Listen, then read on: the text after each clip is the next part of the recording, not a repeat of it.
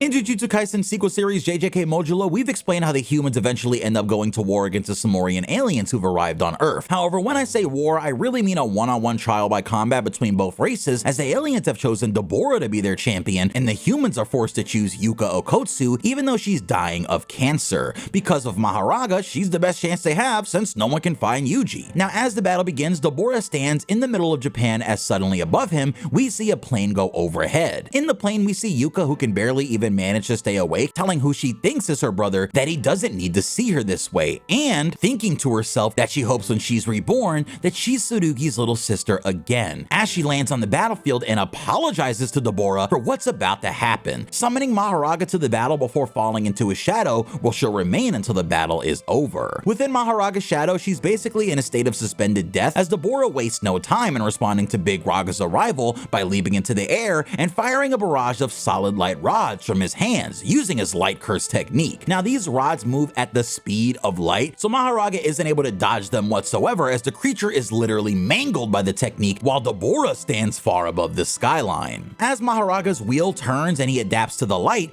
we see Dabura attempting more attacks, as Mahoraga gets destroyed a few times before eventually the light is no longer effective on him, becoming something he can literally muscle flex off. From there, Mahoraga keeps trying to adapt to Dabura by trying to figure out how it can hurt him, like the moment where it gets rid of its positive energy blade because it realizes Dabura isn't a curse, or how it adapts to keep up with his insane speed and give him a run for his money. But this is where things start to get complicated. As Mahoraga is adapting to Dabura, Dabura is realizing that this is the first time he's ever had such a close fight with an opponent that can survive his techniques. So through the thrill of battle, he begins to understand more about Jujutsu itself, and his mind begins to expand, as he realizes that using light beams isn't going to work anymore. So he uses his light curse technique on his own body, giving Dabura access to sublight speeds that no human has ever reached before. We see Dabura moving so fast that he literally chases a beam of light to the finish line to deliver an attack on Mahoraga so devastating that it not only destroys the entire area around the battle, but also nearly obliterates Big Raga